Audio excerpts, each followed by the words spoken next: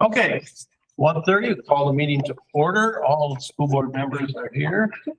We do have one special guest today. Just want to mention, I don't know who she is sitting over there, but Representative Dameth is with us today. She'll be sharing a little bit later in the meeting. So Yes. we're excited to share with you what's going on around here. So that's the most exciting part. Yeah. So we begin with our communication items, and so we hand it over to Janelle. Sure. So today is an exciting meeting, and we are going to start off with our typical administrative reports. But you know what makes today so special is that we have the opportunity to hear from students, and I know that our students were kind of nervous when they came in today, and so I just want to tell you guys we're just so happy that you're here. We could care less what you say. We really could. I'm just kidding. And so we're just thankful that you guys have a chance to be here, and Caitlin too. So we're excited I just want you guys to take a breath and be like, okay, it's all right. So in the meantime, we're going to put the principals on spot. How's that sound?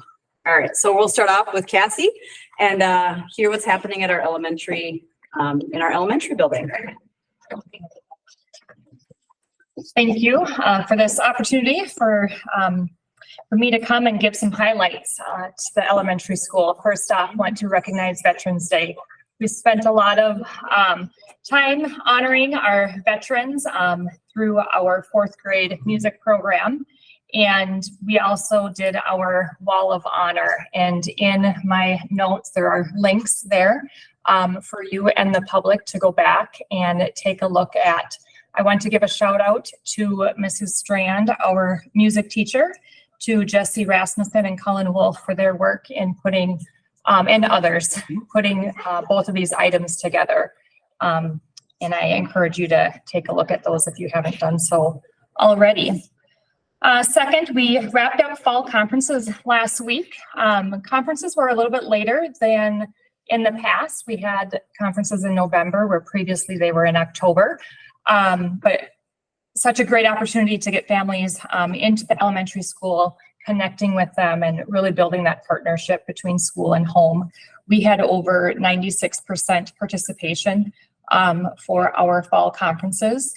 One thing that you've heard us talk about is with the READ Act. And one item in the READ Act is making sure that we are communicating to families our screening data. And so we took time during conference time to talk about math and reading screening data with our Fast Bridge and sharing with families, how do we respond to that data? So I want to thank teachers for, this was a past practice, but it was more intentional this year, I would say, in sharing that with families.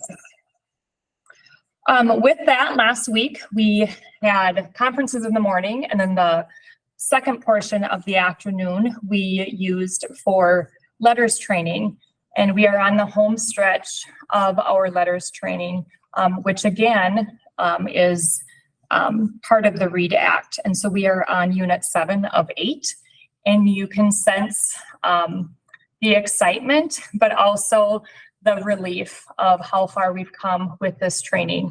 I want to give a shout out to Marie Grothy. She is our in-house certified trainer in letters. We are very fortunate to have her expertise and passion and lead us through this training as we wrap up unit 7 and 8. This week, as you know, is American Education Week, where we honor the partnership between students, educators, and families. I strongly believe Paynesville, we build a strong community, which builds strong schools. And we know that strong schools then build strong communities. And so just want to acknowledge American Education Week. Lastly, I want to recognize Paynesville area elementary students who were mindful, connected, and respectful. If you recall, this is part of our PBIS platform where we recognize the positives that students bring to our school. And so in the picture, you'll be able to see our recipients, and I do want to say their names and recognize them. Connor Hemish, Bryn Roser, Everly Grubrud, Thorson Klein, Cheyenne Labes, Lincoln Williams, Monroe Coachman, Bella Den, Stephen Stern, Miles Vanderpool, Josie Hecht, McKenna Wolbeck, Grayson Ashmore, Liam Pearson, Helen Grothy, Deacon Johnson, Nolan Byer, Urban Binsfeld, and Kyler Rondo. So I appreciate the work that they do during the month of October, being mindful, connected, and respectful. At the bottom, there are some dates for you and families and the public to know that we have coming up in November, altering in our schedule.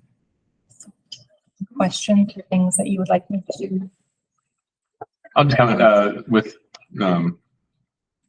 our conferences. It was I appreciate, and I've heard other parents appreciate more of that data up front, and some of the conversations on how student progress was, coming out of spring, coming into fall, and it just really kind of led to great conversation, at least my individual conferences. So Good, thank you for that feedback. Being a veteran, Cassie, thank you very much. That the elementary school did to put on a recognition. There were the veterans that did go there from the post, and they thought it was just absolutely fabulous, especially the music stuff.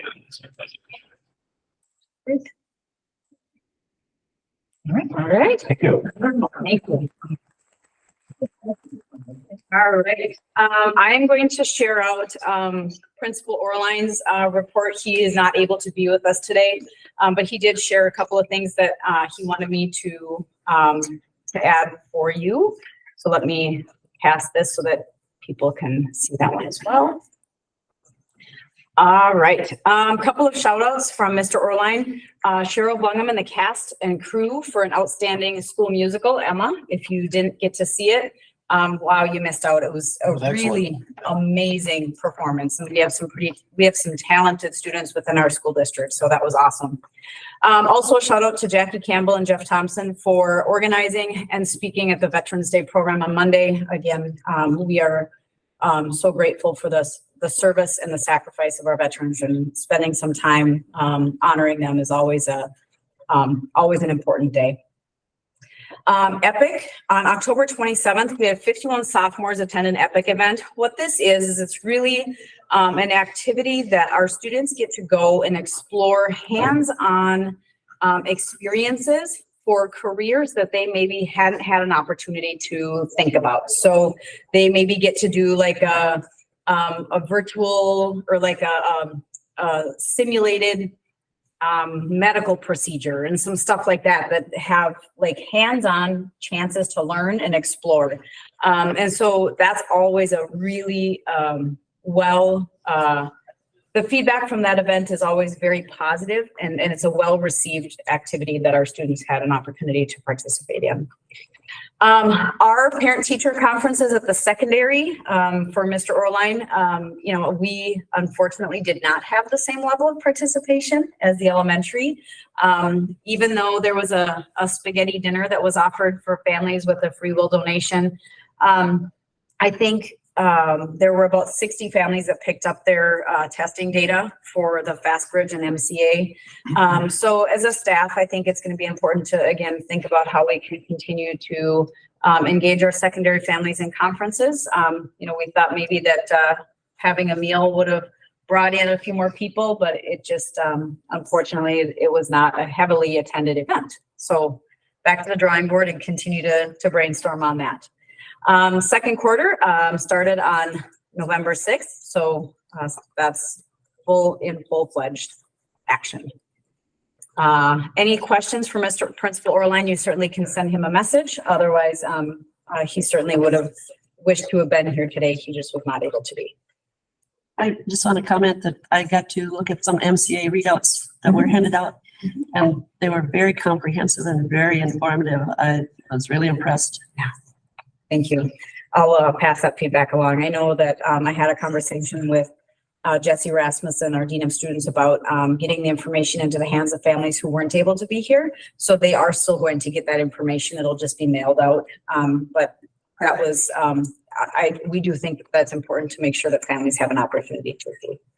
So. And it was very interesting to see that it was a comparison from year to year to year. It wasn't just what they did this year. So it's very easy to read how the progress went. That's my feedback to hear. Okay. And then we'll invite up our activities director. Rick, come on up and tell us what we got going in the world of activities. All right, in the world of activities, fall seasons have concluded, so we're transitioning to the winter season. Most recently, I was able to watch the musical last week as well during the school performance. And then last Saturday, I got to do the same thing a year ago, but this past Saturday, I got to drive down to West Bolstead at the golf course at the University of Minnesota to watch Maddie Wetland run, cheer her on, and support her and her coaches. So that was fun. And then Jeff Sawatsky, who was an assistant cross-country coach, hopped in the van with me, and then we drove down to Marshall. So it was kind of fun being right in the middle of the cities, and all of a sudden, an hour later, we're out in the middle of nowhere driving down a dirt road. How do you get lost? We did not had enough charge in the battery to keep the GPS going, and there was any reception. So all told, it was about a 350 mile an hour. Sorry. And he's got the van working great. All told, it was about 350 miles for the round trip. So yeah, thankfully Kenny's got those running in tip-top shape and didn't get stranded out in the middle of nowhere.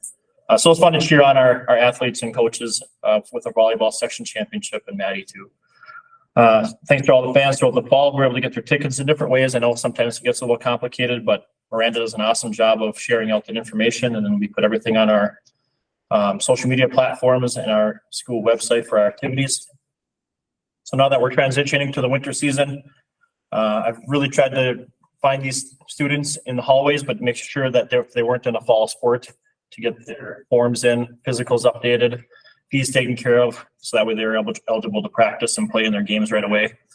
Don't have to worry about that a couple weeks into the season.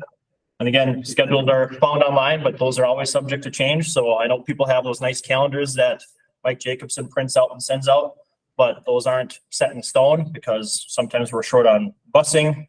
Officials are always, we're always short on that. A sickness can hit a team and kind of wipe out different levels. So maybe we have to reschedule. Weather obviously is a big issue throughout the winter season. We had a ton of that last year. So again, always check those online calendars because that's where everything gets updated and changed right away. And then I'd like to thank all of our fall workers who helped make our events possible. I hope I didn't miss anybody, but we had tons of people who officiate, collect tickets, scoreboard and clock operators, bookkeepers, supervisors, line judges, concession stand workers, announcers, libero judge, trainers, cross-country meet timers, spotters, ring football games, sound system workers, chain gang custodians, and all the coaches. And bus drivers. I didn't have bus drivers on there. So we appreciate everything they do to help make events possible and make it a great experience for all of our student athletes and their families and our community and our coaches. So it's fun. I always, I'm supervising all the events like I do. I always try to take a few moments, either while I'm standing in the gym or if I'm on a football field or wherever it is, just try to take in the atmosphere and look who's all there. From both sides, home and away, just try to take in the whole atmosphere and enjoy the whole experience rather than just focusing on what I'm doing. Take 30 seconds to just look around and, that's all part of it, I think. So I'm sure some of these athletes could attest to that too. That's all a big part of the experience. So if anybody has any questions, go ahead and fire away. We have our chain gang crew at state that Friday. Yeah, Friday they're working. So our chain gang, I had a form come in from the State High School League throughout the summer. And they were asking for chain gang workers for state football games. So passed it on to Scoogs and his gang, and they filled out the form. And State High School League got back to them like a month or so ago. And I know Scoogs has been talking about it ever since. So they're all really excited. Friday they get to go down and chain gang for a couple of games. I think 2:00 and 4:30 or 5:00, something like that. So Remind them down there they can't go in the ground. hopefully they do such a good job. They get invited back every year. So that's awesome. Yeah. Thanks for bringing that up. I just want to comment on the live stream. When it's not even our live stream, but it's another one, our administration is nice enough to put the information on the website so we can find the games. We love to attend in person, but it's not always possible. And my husband and I can't watch on the same iPad.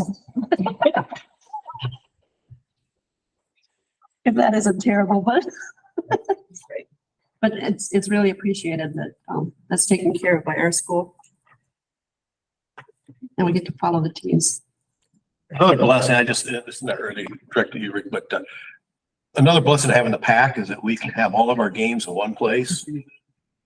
And going to schools like yesterday where there's schools 8 miles apart, and you're trying to figure out which school to get to. We don't have to worry about that. We got one spot. Yeah, we have 5 boys, girls basketball doubleheaders this winter Yep. and 3 other dates where we have wrestling and gymnastics on the same dates and basketball and gymnastics and It's a wrestling. blessing to have that pack down there now. So, yeah. Very much so. All right. Thank you, Rick. Appreciate it. And community education. Let's hear what's happening down in our community ed world. And I will link in, I just haven't had a chance to link in to access. That's okay. All right. Well, community ed, we just finished our fall classes and, well, let me just start out first, actually, that we hired a new administrative assistant. We're so happy to have Yorick Mueller on our team. Yorick has jumped right in, learned a lot of the systems and very quickly. And we're excited to have Yorick on board and are ready to start dreaming and growing community ed. So we're excited about that. We also celebrated National Community Ed Day on November 9th, and that's an opportunity for us to thank our teachers, our workers, our volunteers, our parents, our school board, everyone that has supported community education and to help, help us grow program here in this school district. So we appreciate being brought to the table to help build on what you get, all the exciting things that are already happening in the school district. So we had that opportunity to send some treats out and do some thank yous to some of our people that have helped build what community ed is here for Paynesville. You guys talked about the live stream. I want to give a shout out to our live stream RBNS network. Jeremy and Jacob have created a really excellent program. We just talked about it in our advisory council meeting, how Thomas watched a different live stream and it drove him nuts because they are not as good as our people. So they have a great program, and I think it is just something that that Paynesville really needs to embrace. It's just something that the community members get to have, and not a lot of school districts have this. So it's very unique, and kudos to Jeremy and Jacob for building that. And we're working with them right now to help grow that program for future success and sustainability. So we're trying to find new students and new people to be involved with it. As I said earlier, we're done with our fall classes. And so we've been using Elio as our program. So we are fully immersed in that program. So I do have when that gets linked in, there are some reports that I linked in, so you could take a look at what kind of tools we can use to help us make program decisions and be able to give you information. So for example, you don't see it yet, but I can tell you the fall totals for registration for are 527, and 321 of those are unique. Some registered more than once, but 320 of them registered at least once. So we're able to track that data and use that for program decisions. Our pause program is averaging, and that's another report you'll be able to look at, averaging 72 participants a month or a day per month. And so you don't see that data as well. So when we're planning for some of that, we'll be able to plan for staffing, plan for program growth, all of those kind of nice things that go with it.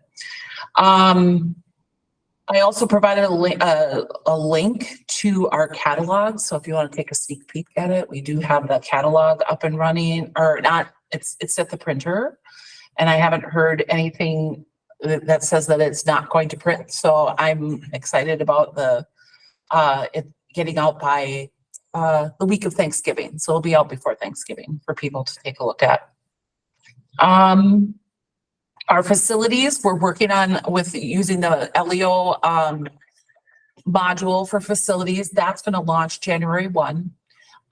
York has been working on putting in all of the ball games, working on practices, and then our community groups that also use that space, getting all of that information in the system so that we can move to using that system as our facility scheduler. So custodians will be able to look on there and see what's going on, what needs to be set up.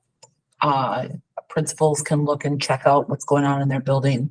So that is going to get rolling January 1.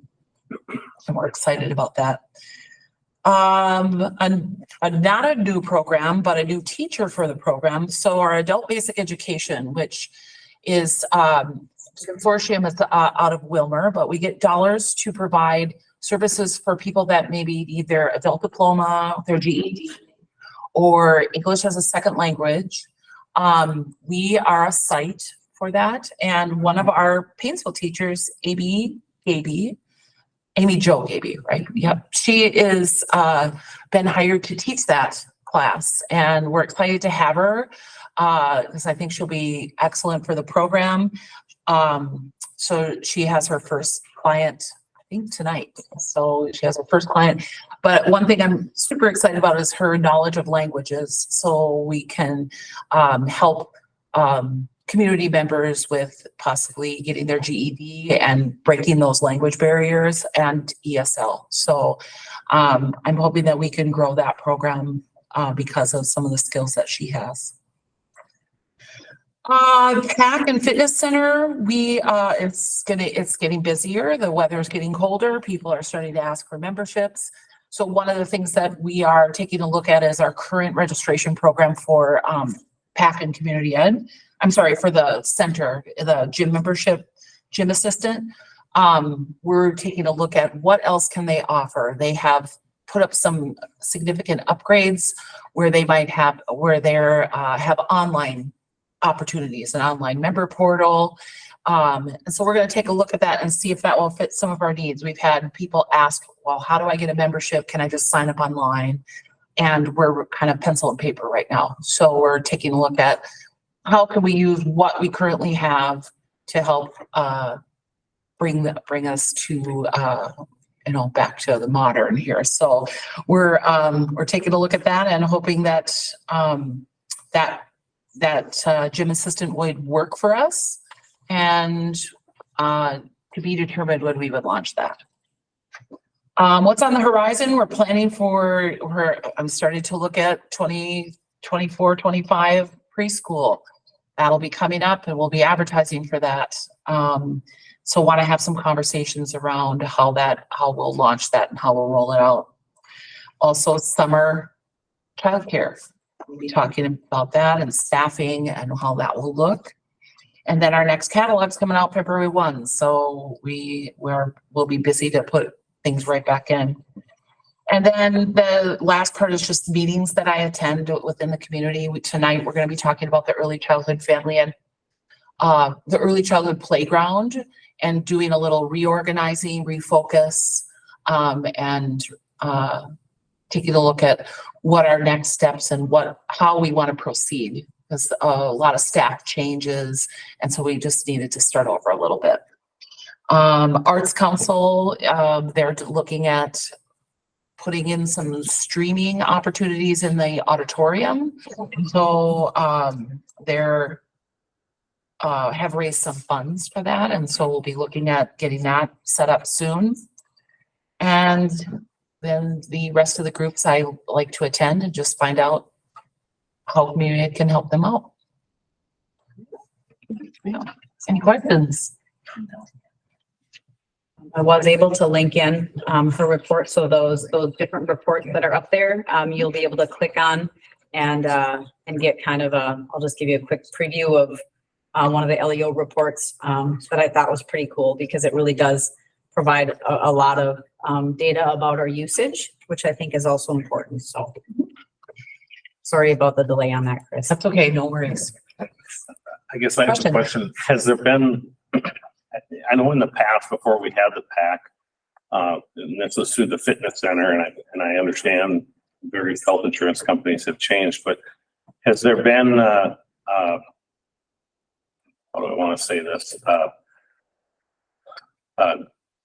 Much turnout as far as, membership with getting reimbursed through their health insurance, or has that kind of gone away?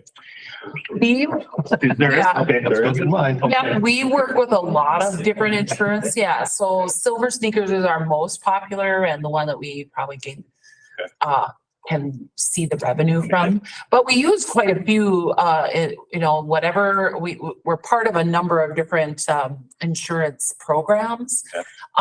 So if somebody comes in, if they're on One Pass or Renew and Active, like we can use those. It's just a matter of people utilizing them. Yeah. So there's, sometimes some people don't utilize them. Well, it's So, good to yeah. hear that there's something out there, so that. Yeah, every month we turn in we go through all of our insurance carriers and turn in how many times did they come, we have to put in that data in order to get reimbursed or for the client to get reimbursed. So we have to keep track of that data and take care of it so that somebody gets their funds. I just want to make sure Yeah. that was still available. Yep, totally. Mhm. Yeah, people don't realize it's out there. It's slick because we never Mhm. see a thing. Keep using Yes. it. And I would say for our Silver Sneakers, that's our high pickleball player crowd, and they'll come in, because I think you can use Silver Sneakers at like 2 locations. And so if they've chosen us to be a location, then they can utilize that. And if they go south, then they have another location they can utilize it. Maybe that's something you could add in the newsletter as far as just to get the word out to, there's people out aren't aware of it, so. Yeah, Good. okay, thanks. All right, thank you. Jim, we'll invite Jim, Jim with Totus Tech for our technology update. We can hear what's been happening in the tech world. Sometimes no news is good news in the tech world. Exactly, yeah. So, Relatively boring. yeah, I I don't know if I'd say boring. or too exciting, no. Thanks again for having me. I just want to start by thanking Colin, Leah, and Jake for all of their on-site work, and they've been doing a great job, so I want to make sure that everybody knows that. Really, we're kind of, in a sense for us, middle of the school year. And so we're just kind of maintaining what's going on currently, but we're looking at different pieces of like hardware, equipment, putting together a 1, 3, 5, and 10-year plan, just so we can budget accordingly and figure out, okay, if we're having issues in a particular area of the building, what's going on over there. So determining a lot of that. We're also analyzing a lot of our current subscriptions, seeing what we're actually using, looking at areas that we can continue to improve both the teachers and students' experiences in the classroom with technology. And lastly, the most exciting part is just working on a lot of documentation. So documenting processes for the internal staff in particular. So really not a whole lot new, holding pattern, but things are going well here. So again, I think one of the things with the network side of things is when you probably get the least acknowledgement when everything is running the way it needs to run. And so we appreciate all that work that's proactive and preventative. So thank you for that. Thank you. Okay. All right. Ken Osendorf for our buildings and grounds update. Good afternoon. I like these 20-30 meetings. First off, tennis court. As you've seen, Voss finally did remove the rubble, so that was really nice. And then as far as the survey goes, we are going to be talking about that. So I'll have more information to you after the next tree and board meeting from what's going on with the city, township, and the community sort of deal, what they have what their thoughts are. So, track updates. Some of you may have seen, we are starting to haul some gravel around the outside from the gravel from the tennis courts and leveling it off and trying to get rid of that big step on the tennis courts. Roof repair, been having some meetings with some roofers, learning a lot. Keeping that on the front burner, and I was at a meeting with one of the other representatives, and they said there is a possibility that there might be some monies being levied straight for roofs for this upcoming year. So that would be kind of nice if that would happen as well. So the way it looks, budgets are a little bit higher than what we had budgeted for on the roofs that I'm coming. I haven't seen, a few more people coming in yet to take a look. And I've been busy with the building heat, firing up the boilers and learning a lot, putting out some fires and just learning that it's not running as smoothly as I thought it was going to, and putting out fires with the building heat. And I've got Brad actually helping me. And this morning we found a heat exchanger leak, which is never fun. So I'm working into that too. So steam traps, filters, plugged, just all the way around, just working on getting them all cleaned up and trying to get the heat exchangers working properly. So, questions? The heat exchanger leak, is it in one of the new ones? Newer. It's the one above the locker rooms in the middle school. So it's not the new pack, no. Okay. So it's the steam one, yeah. I think one of the things I'll just kind of do a quick shout out here is, there's been more proactive preventative looking at some of our heat systems. I think there's been a lot of times where staff have maybe just kind of made an assumption that it just doesn't work that way. It's just always been that way. It's just always gonna be cold, or, and I think what Ken has really advocated for to tell me if something's not working so I can look into it. And I think that those are things that are happening, and he's able to make some changes and have some responses. And I think staff have been appreciative of that, because there are some things that we don't know it's not working unless you communicate. But I think sometimes when you just are used to a classroom being a certain way, you don't think to raise that concern. So proactively, I appreciate the communication that Ken has been trying to do with our staff to say, hey, let me know when something's not going the way it should be going, so that we can try to do something about it and understand the system as a whole, so that we know what's truly happening. So it's a big undertaking. Thank you. Great. Thanks, Jean. So with that, I'm excited to invite our students up. So I think we're going to start with, are we starting with you? We're going to start over here.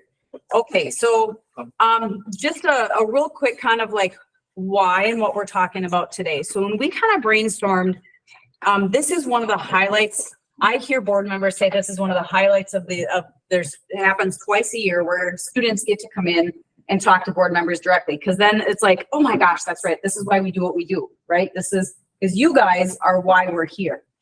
And so we started talking about what is it that we need our community to understand about how we use technology in our school, and what does that look like? And I'm not going to go too far down a rabbit hole because I don't want to take any of Colin's thunder, but it was just kind of like an observation when we were talking about you guys don't know any different. This is the school, And so when we sat there as adults and we were like, oh my gosh, well, of course. And I loved Thomas's, can I use your analogy? When you live at home and you have a picture that's hanging on the wall and you see it every day and you're like, yeah, that's a piece of art. And somebody new comes in and they're like, oh my gosh, that is such a beautiful piece of art. Where in the world did you get it? Oh, I don't know. That's been hanging in my house for 5 years.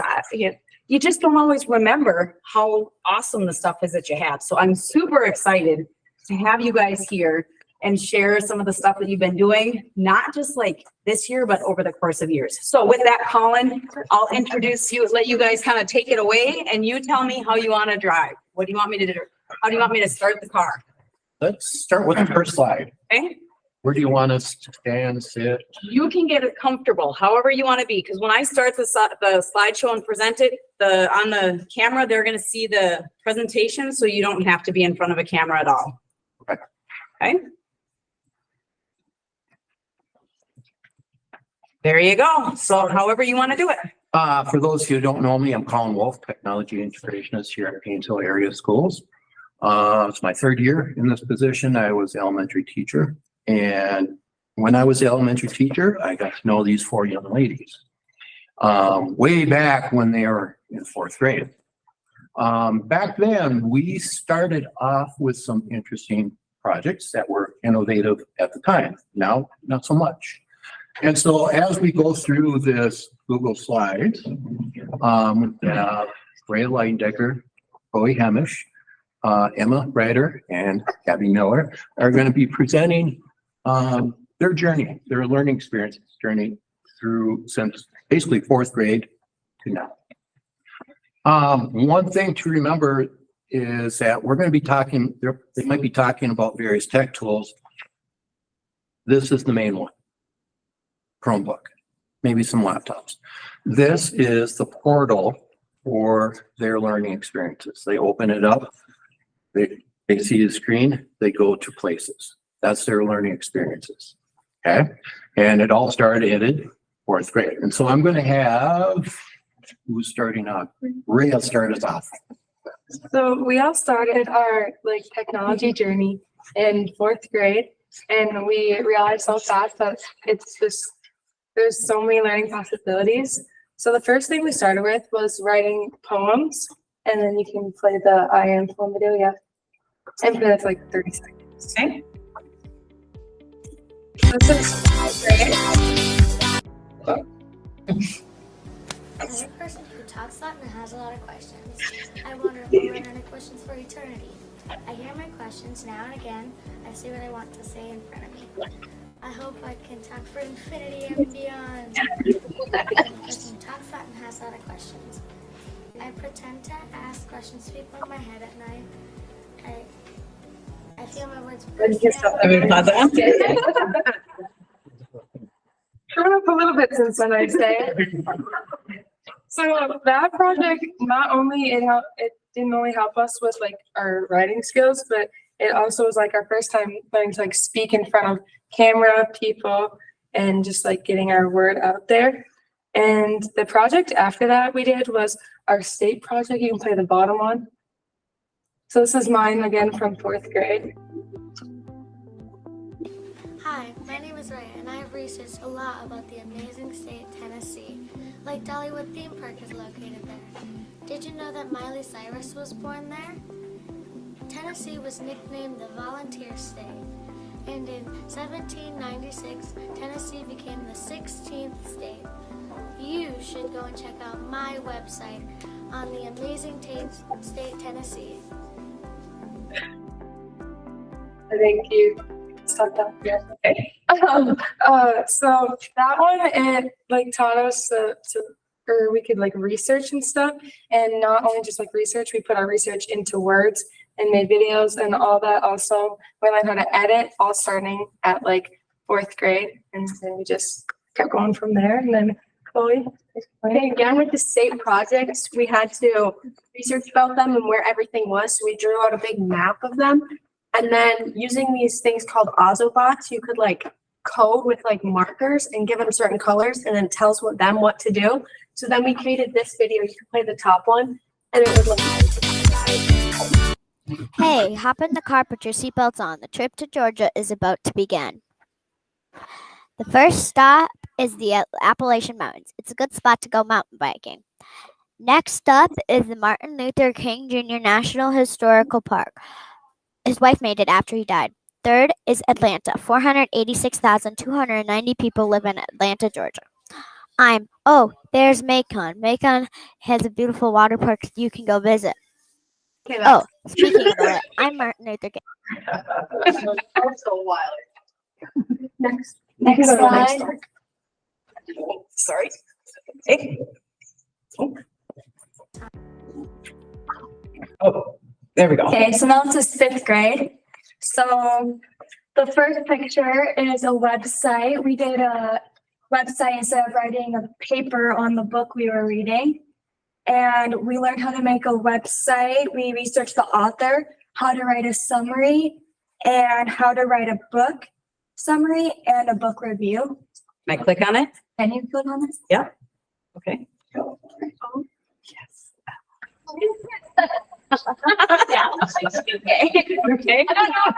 Oh, hang on here. I wanna share this tab. There we go. So can I click through it? I don't know if there's anything on it, but you can try. Oh, yep, for names. Yep. Book summary. Blast from the past. There you go. Okay. Okay. And then you can go back to the Okay. one of the next projects we did was we made a state park on Tinkercad. We learned how to make food chains and how non-living and living things can help each other. And it was kind of frustrating because when you try to put the animals on the Tinkercad, they like float in the air. So you can watch the video.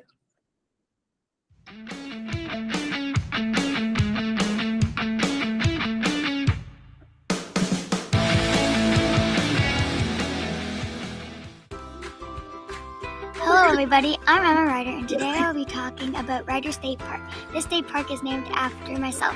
Today we're going to talk about the ecosystem, like all the animals and the food chains and how non-living and living things help each other. So enjoy! Okay, that's it. Okay. Everybody is gonna be watching these full things, by the way.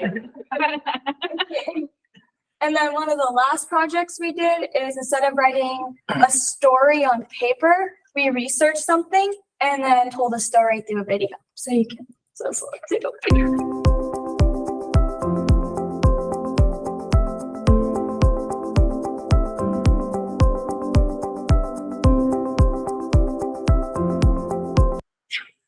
Yes. Are sketches cheap? Sketches can be very pricey. They can average about $4 to $10. But if you want to find them for less, you could go to your local Dollar General and find them for $2. Okay. Why are sketches so popular? Sketches are popular because Okay. Okay. Go. Okay, next was sixth grade. And as you can see right here, was the Innovation Center. That's when we really got to start using the Innovation Center and all the cool machines in there to make different things. But on there, there's these like websites that when you look at them, you have no clue how to use them. So it would take a while it took a while to learn how to use each one of those websites for each of the different machines. And in sixth grade English, we had to write an autobiography, but on slides. So you have to get used to researching about yourself and not just about other, like online. So you can click on that and scroll through it a bit if you want. All right, so let's do a quick slideshow here. Let's share this one.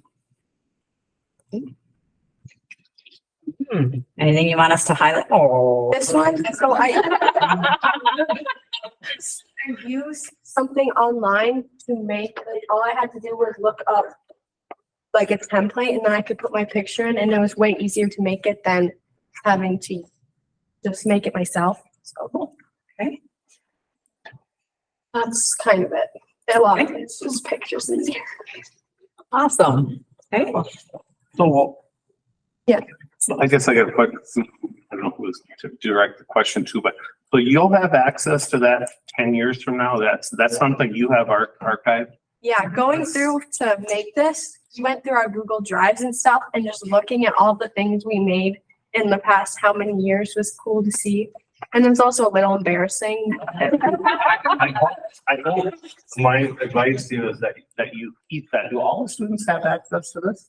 Yeah. Their own personal thing, if they like to save it, I suppose. Huh? Yeah. And also the videos we made on a WeVideo. So any of those videos, we can go back there and you can just see them all. Hang on to that because when I was younger, we had a fifth grade talent show that we show at like our class reunions and stuff. And I remember regretting doing that at the time or you call it embarrassed or whatever. But you appreciate that when you get older. Yeah. Looking back at that, I mean, this is amazing. I didn't mean to interrupt, but I just That's okay. save it, archive it, because you will want to see that again. Okay, so the next slide is seventh grade. Okay, so one of the main projects that we did in seventh grade was in geography with Mr. Fuchs. We had to make a 2-week road trip and you had to plan out every step you did. You had to get the price of how much a plane ticket would cost and how much your rental car would be. And you just had to, and you had to have times and you had to have very specific. You can click on the New Zealand, it's a slideshow link. Okay. And you can just go through the days. Like it had my agendas for that 2 weeks. Yeah, and then it was to help us like learn about budgeting, and then you had to look up how much so much food or like how much everything would cost. Yeah, that was a main project that we did in seventh grade. Okay. Eighth grade? Okay. Okay, in eighth grade, we did civics with Mr. Ryder, and he had us playing on civics games to learn and memorize directions. So we, like every week he assigned a game and he would like write our scores on the board, and whoever had the highest score by the end of the week got like 5 points extra credit. So it was kind of a fun way to learn with the internet, but at the same time, like have fun while we're doing. Okay, and the next thing is we had English for ELA 8 with Mrs. Rasmussen, and we learned, or we wrote a 5-paragraph essay using the MLA format. So we had to learn about that, and just it was nice to have the Chromebooks to research all of this, and also we had to learn how to cite everything from all the different websites. So as you can see, I did mine on dyslexia, and yeah.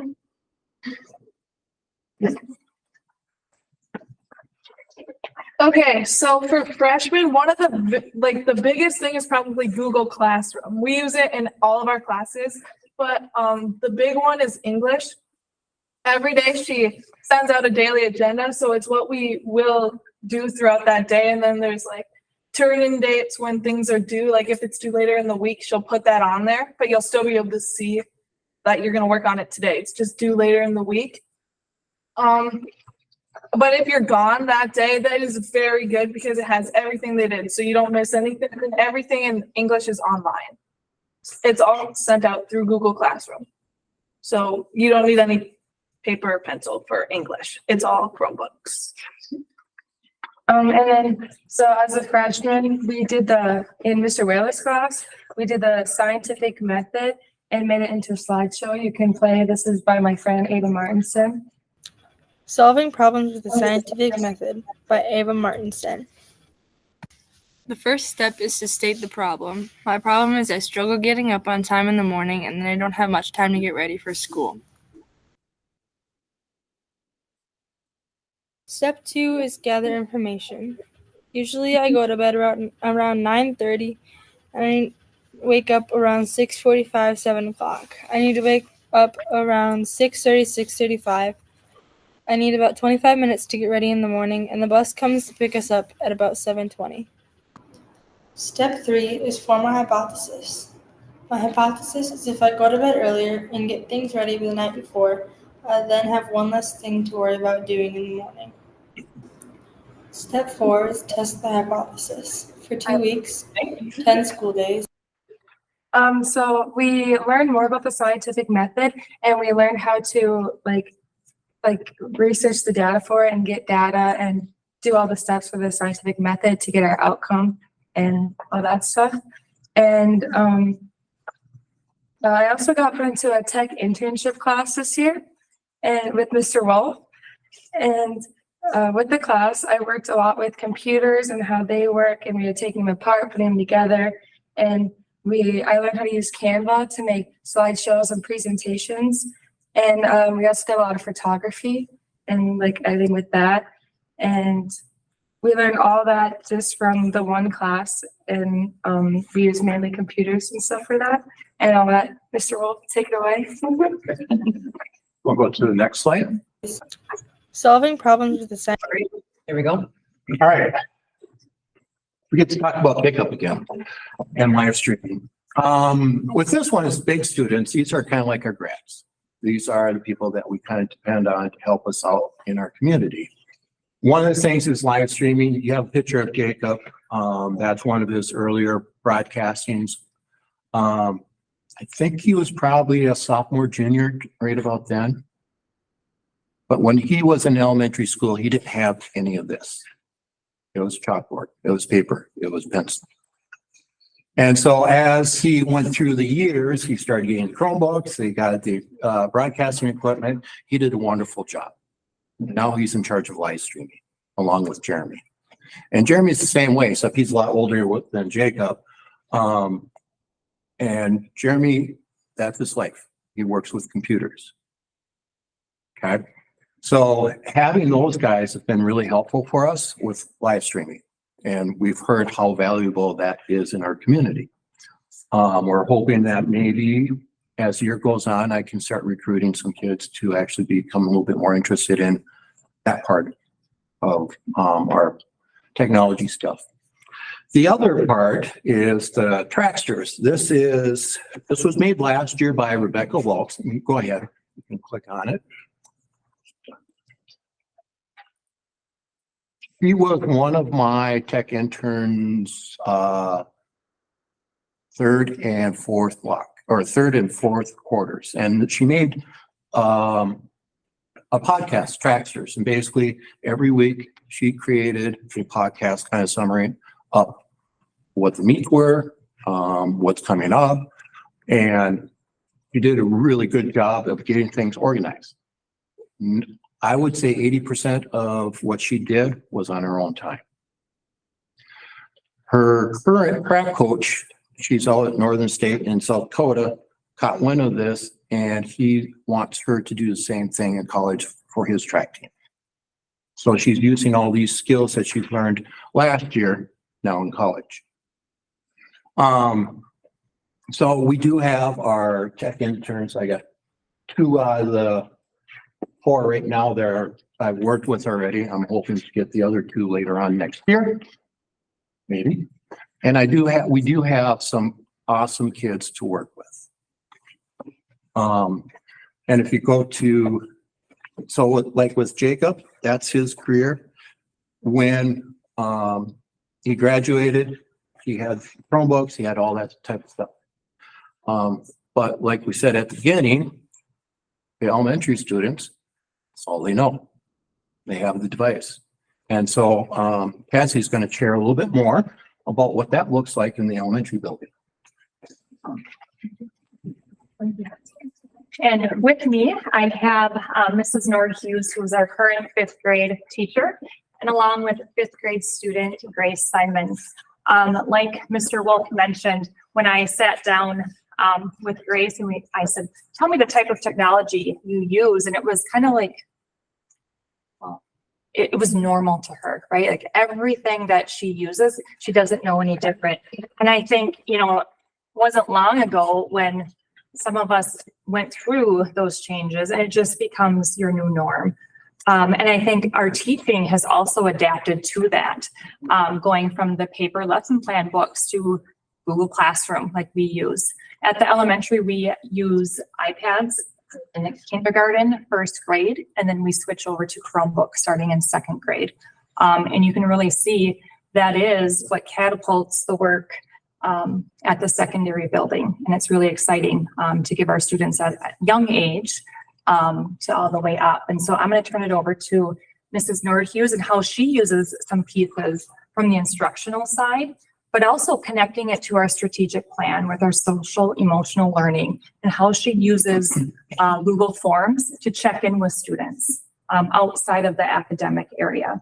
So with that, Mrs. Nord Hughes and Grace, it is your turn.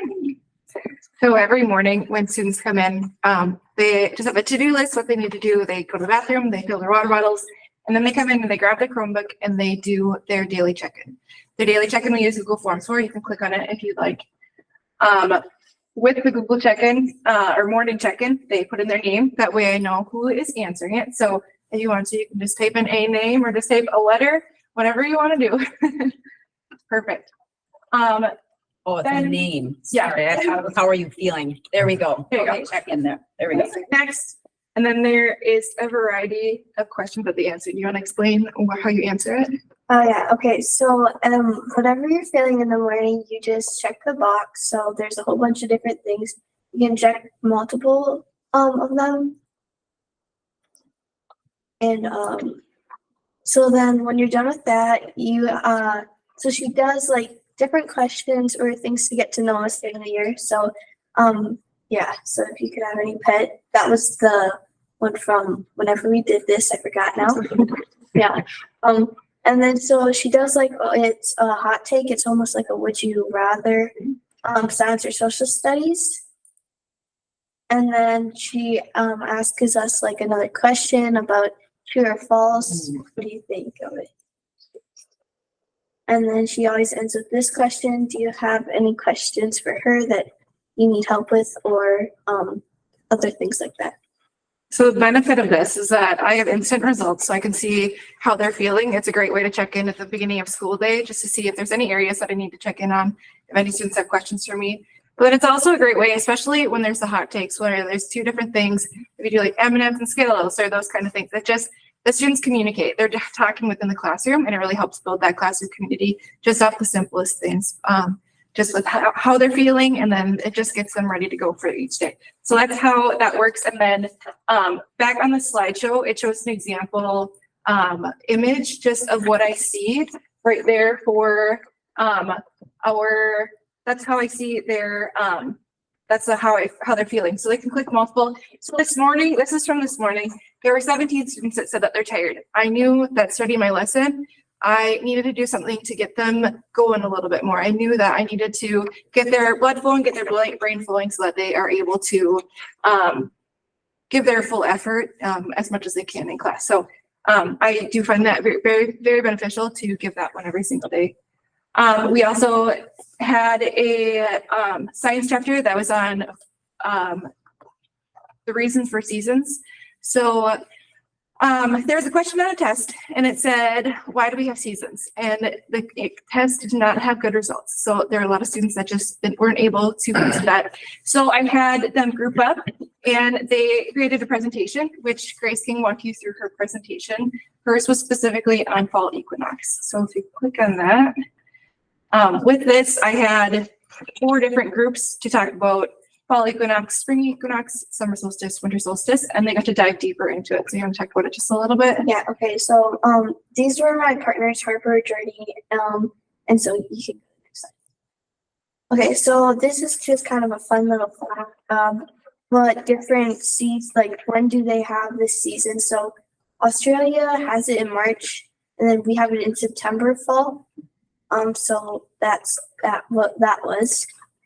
And then we all had to put like the beginning of our season, when it starts and when it ends.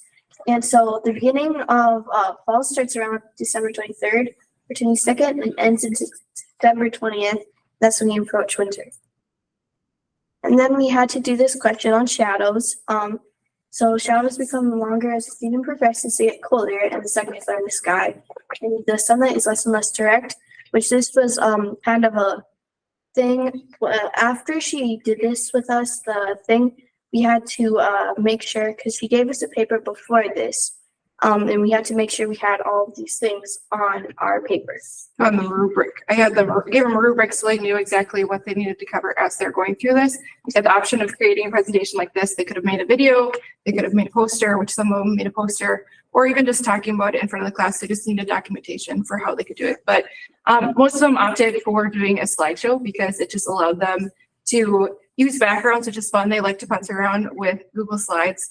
They enjoy doing that. And it just helps them further their knowledge on that specific topic and just really helps them grow in that area. So we can go ahead and close out of this one. All right, and then the last resource that we use, that you use, is in music class with Mrs. Bungum. So do you want to talk about BAM Lab? Yeah. Okay, so BAM Lab is well, the video will explain it, but I'll talk about it a little more before you play the video. So it's basically just this app that we get to do music that like helps us understand like the different sounds, different tracks or different like little slides to make together. And so what I did on mine right here is that we there's a little track box where you type in like different instruments and you get these different instruments and see how they sound. You drag them in at this bar right here and you basically just keep adding stuff until you think it sounds good. So for this one, I just did what I wanted instead. Okay, can I push play? Okay, this is BandLab. We use it for music class, and the purpose of this is to record different instruments and how they sound together. So right here, I made a violin sound. I did a harp and some drums. I also did a banjo in between here, and this is kind of what it sounds like all together.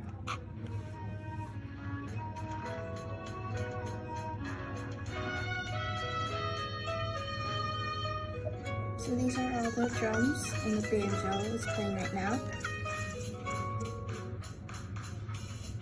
And then here's the drum. Yeah. So that's what the different tracks sound like. They each have their individual sound that plays different when you all add them together. Yeah, so overall, they use their computer for several things throughout the day. In my class, it's typically just for presentations for science and social studies, but I also use Google Forms through it. They use Google Classroom for every single resource, which is really beneficial in elementary school, just with typing in a link. They don't need to type in an entire address. They can just click on it and it brings them exactly where we need to without having them go to a random website or anywhere we don't want them to be. So it is definitely helpful there. And I would just reiterate what Mr. Wolf talked about with the device. This is all made possible by having access to a device, which gives us so many different opportunities. And so we're thankful to have one-on-one devices for the most part, grades 2 and up. Your question there, hummingbird is the only bird that flies backwards. Is that true? That is true. I'm 55 years old. But still. Learn something new today. It would have bothered me. I would have had to. We got one question, one statement. Question is on things like live streaming. Yes, is that a class that they can get credit for? It is not right now. What Jacob did and what Jeremy did, it's actually evolved through the years and what they've done with their schooling and what classes they took. And so that was a lot of work in progress. Eventually, tech interns, I'm hoping that I will be recruiting some students that are just naturally born live streamers, where they can just get up and ad lib and do that stuff. I think a couple of these could do that. But right now, we're working at it. I'm just thinking these are skills they could take into a career. Why shouldn't they be getting credit for? I'm just. I think there's a few different classes that we've looked at incorporating components of all of the technology, whether it's projects, podcasting, doing just different presentation models and methodologies. Some districts have like a news channel that would be published, and but it's been more incorporated versus isolated. But I hear what you're saying. Like if there could be something that becomes a little bit more like standalone as a course, or it could be integrated into different courses. This is going to be a brand new course. I'm teaming up with Dave Smalla and a course called Digital Communication. And in that class, we're going to be going over not just live streaming, but developing a YouTube channel, what it does take to create a YouTube channel, the storytelling part behind it, the podcasting behind, or the story telling behind creating a podcast, because that's a little bit different than doing a YouTube channel. We're going to talk about the ethics of digital communication. And so we're trying to get to that spot. The last I checked, the class was full. One last thing, and that is for the students too. This won't be your last time. You're going to have to go on the road with this presentation next year when we try to get our technology levy passed. I think that's the part that when we sit here and we try to talk about making decisions for like, what's important for our school district? Your story that you just told matters, and it's so important, and how we can have people that see what you do just every day. And I think it's just amazing. You guys did an awesome job telling your story, and I just think I agree, Rick. I think it'd be really fun to see how you take your show on the road. We need to get the word out there. Yeah. You guys are incredible. Yeah.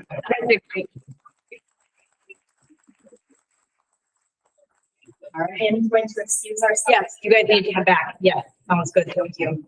Okay. Thank you so much, everybody. Yep. I'm the You're all good. chauffeur. You are the chauffeur, yes. All right. Be careful. Yeah, what was it? 385 miles an hour? Yeah, we're.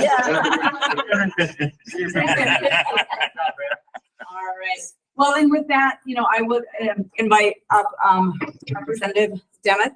Please join us, and you are the last person on our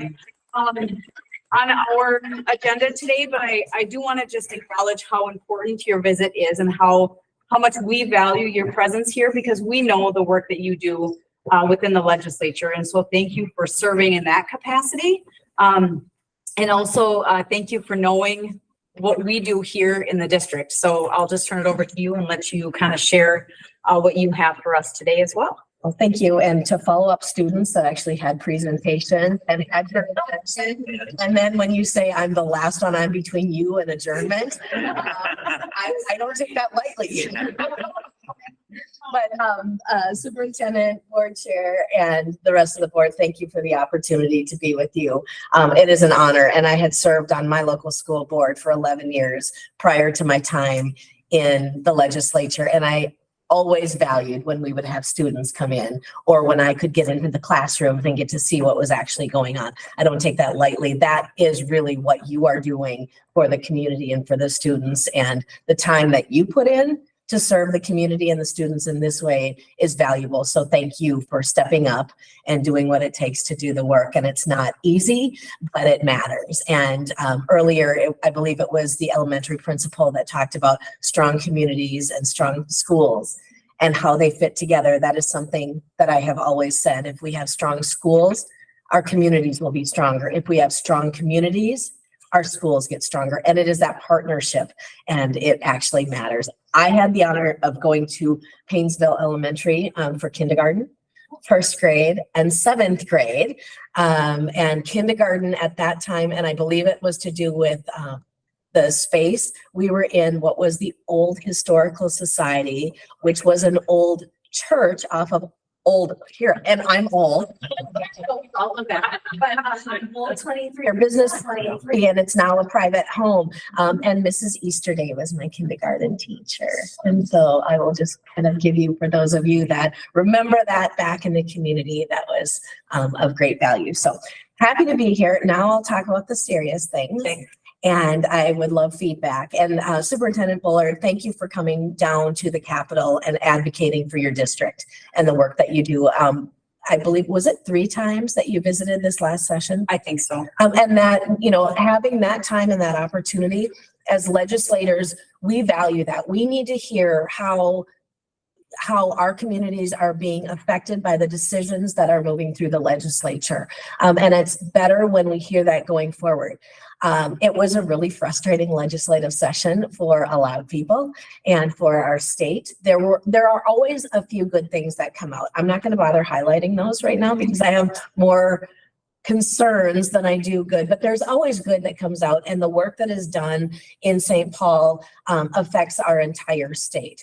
One of the most frustrating things, and as superintendent, as you would come in and talk to my office, you would be in committees, I could take those same concerns, but unfortunately they were not accepted by the majority.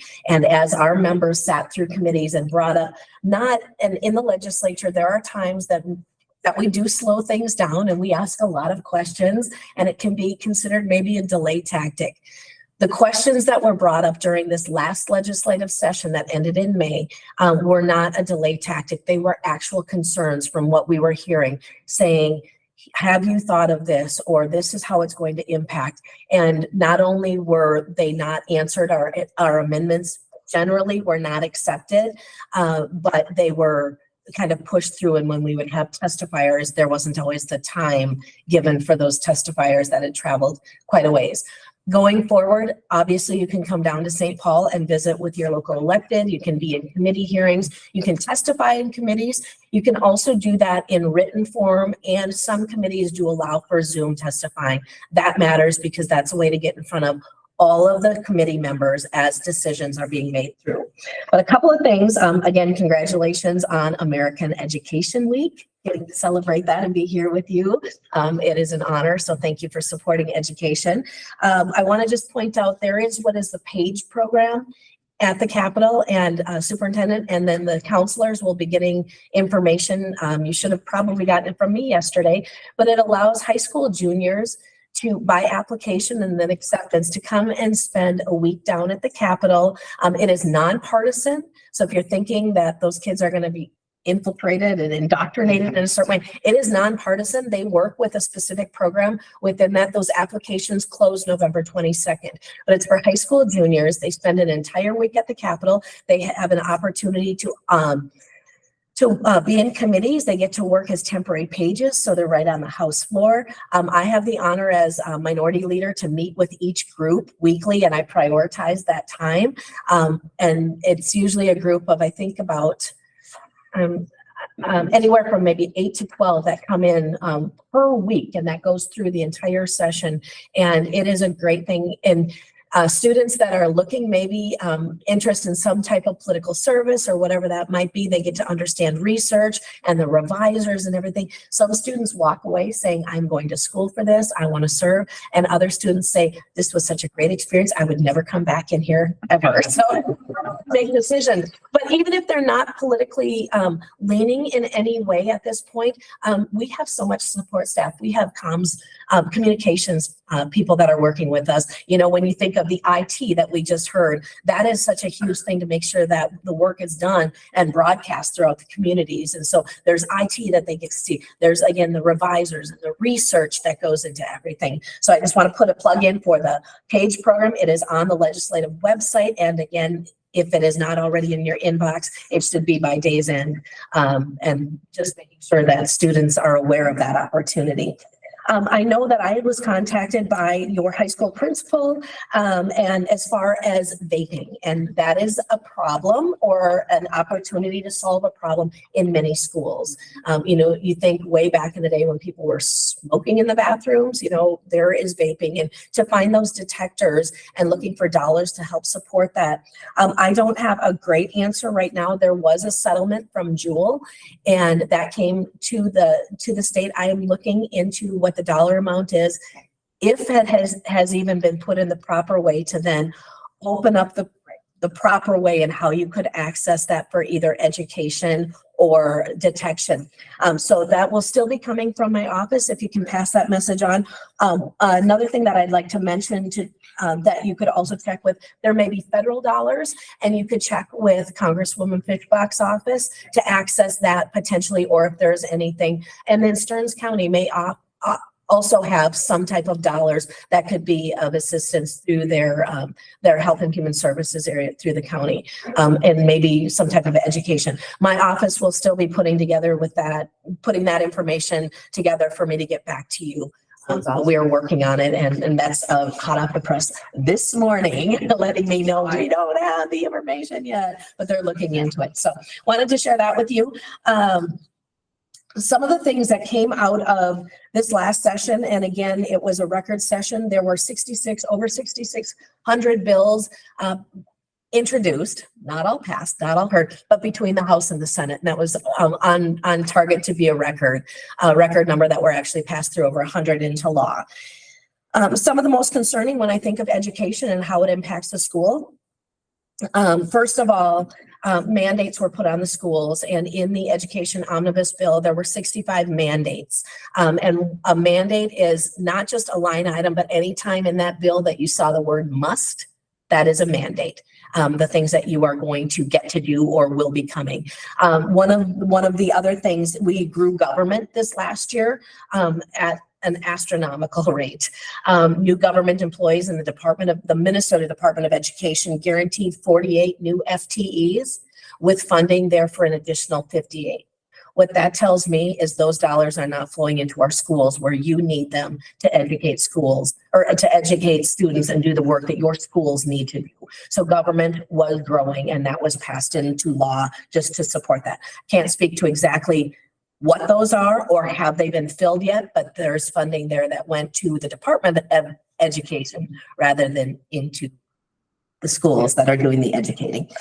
We know, and I did not pull your numbers, I'm sure you've talked about these, but where you talked about the MCA, the test scores that families are able to access, that's really important. And to be able to track where your students have been and where they're going, and to make those decisions that you need to make as far as the education of students and how that works best.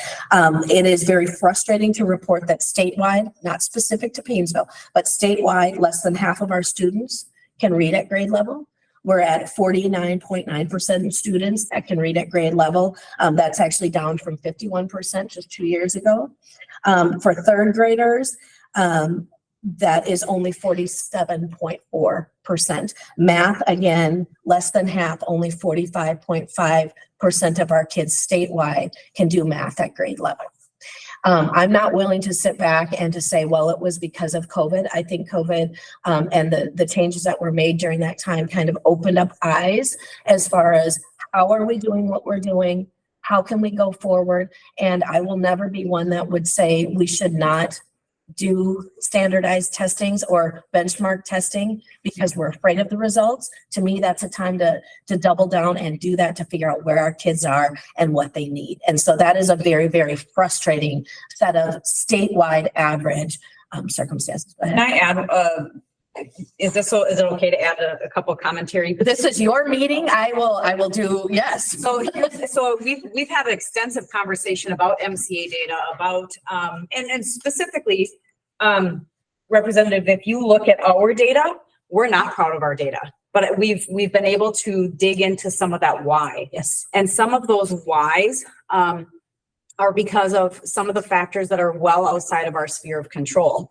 We have opt-out provisions that impact and influence whether a student is going to take that assessment. And then when they don't, does not meet proficiency, right? We've had a number of shifts in how that data is used and whether it's important, whether it's not important. I think one of the things that we've gone to using is a different set of data that can be used multiple times a year instead of one time a year. And we are very proud of the work that we've been doing to really be responsive, as you just kind of talked about. So, because none of us are happy with the fact if our students aren't reading at grade level or doing math at grade level.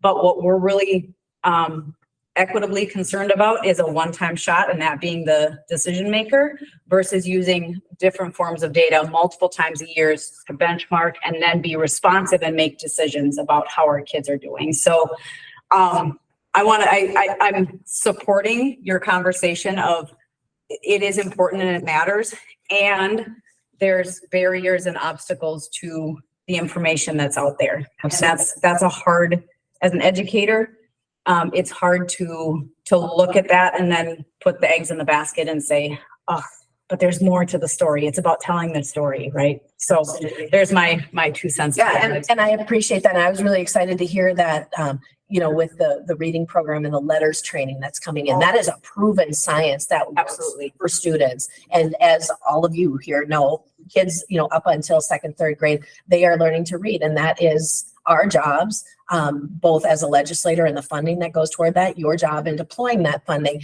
making sure those kids can read, because the rest of the time they have got to be able to read in order to learn, and that is how it is. That has not changed. And so I appreciate the idea of being able to change and monitor things, not that one stop, but all the way through.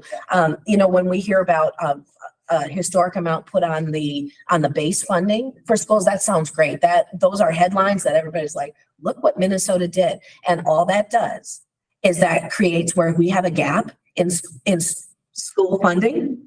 That creates that gap to be even worse. So schools that are getting top dollar, maybe not performing very well, are going to get more. And schools that are performing better, still getting less, are going to get less. That does not fix what we needed to do. And that was some of the things that we were trying to push forward through amendments or an actual completely different education plan, saying, let's deploy. If we're going to spend almost 40% of our state budget, let's deploy that in the best way possible, and the way that schools actually need. So that is something that we will not stop talking about, but we're not being listened to. I guess I just want to piggyback on that. I guess not to blame anybody, but I don't know, at the legislative level, why can't you folks put some teeth in it? Giving somebody a chance to opt out, I don't know who thought of that or what the reasoning is behind that, but and then to I guess make it kind of mandatory that they have to do it. And then I don't know how you could dangle a carrot in front of them to give them some incentive to try. I just there's too many the opting out is, I just think, is a slap in the face. Yeah, I agree with you. And I am. We're trying to build to that. I guess we're trying to build maybe some integrity to, and I applaud the teachers that are enrolling them in the tests to make some type of a professional manner that they try. Yep. Okay. I just. And that's a life lesson too. You may not get the result that you want, but as students become older students and then adults, we don't always have the option to opt out of life. Exactly. And we need to learn that in a safe environment where we're supported, as opposed to later as adults when we're trying to, have a job and be successful and be independent and be able to live our lives. And so. How many years, I'm not going to quote you on it, but how many years has this been now that I always thought it was a requirement, but have they always been able to opt out? I know that was increased during COVID. I cannot speak to that. I'm sorry. I can get that for you because I have the approximate timeline. I just don't remember exactly when it is because it also had to do with one of our federal applications. So they were in conjunction. So I can get that information for you, Ron. And then one last question. When you said you had hired more people in education, then you had the abbreviation FTE, what does that mean? Full-time equivalent employees. So, equivalent. yeah, so the state, and I will be honest with you, I voted no on the education bill. There were some good things in there, but I would not be able to vote yes on a bill that was going to put 65 mandates on our districts, spend the money that it did and not actually help students in the way it should. Well, thank you. So, Was that a request from the Minnesota Department of Education? Oh, 100%. Okay, so yes. And they could listen to us, shouldn't they? So one of the areas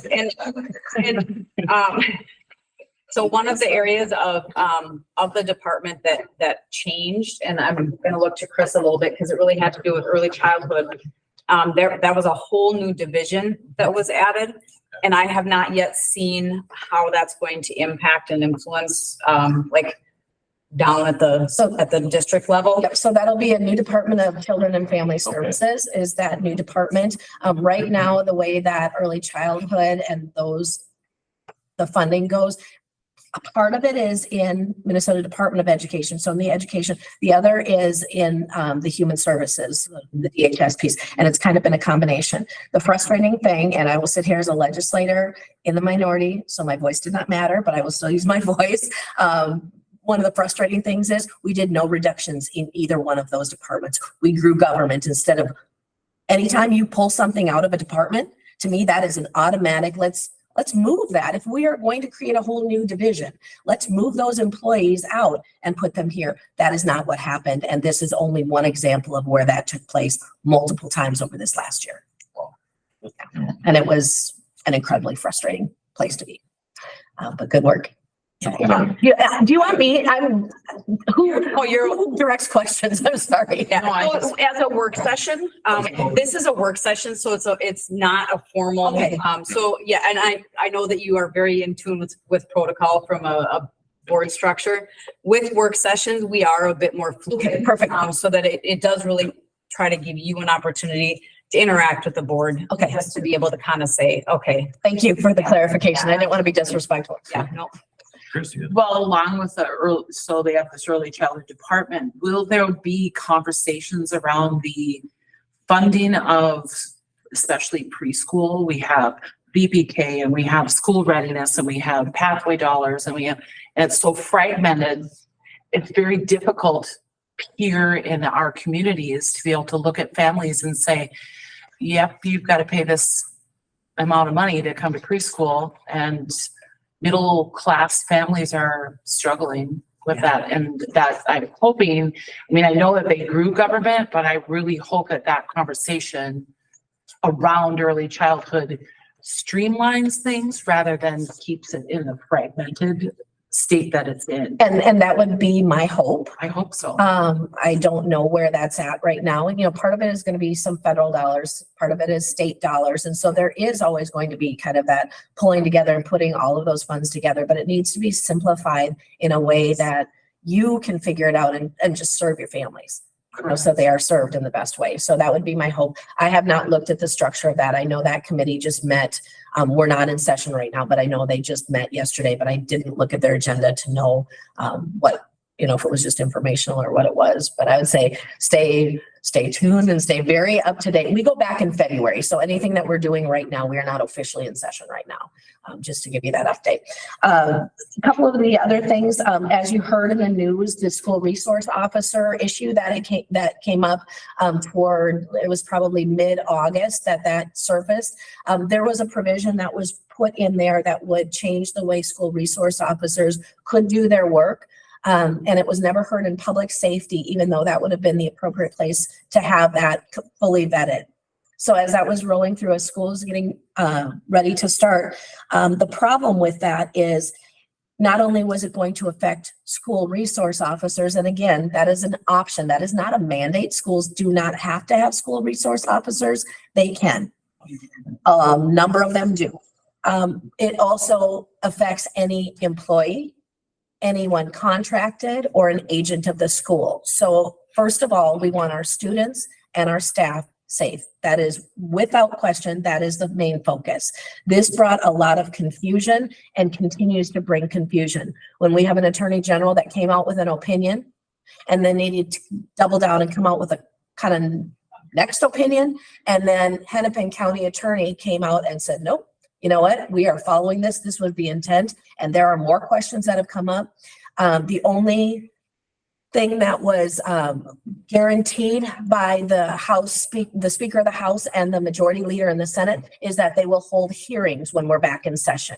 They have not guaranteed that there will be a fix or that there will be anything done to kind of eliminate the questions or bring a little bit better clarification. They will only hold hearings. We were asking that there would be a special session to be able to come in, fix what it is, to kind of give that layer of security in there and then get back out. We weren't looking to stall things. I had personally told the governor when I saw him at the fair, but I personally told him we would come in if it was a true fix and only do a single subject. And then that didn't end up. So that is still there. Every district, every city had to look at that individually. But again, the most important thing is student safety and staff safety. And that is the way that we come at that.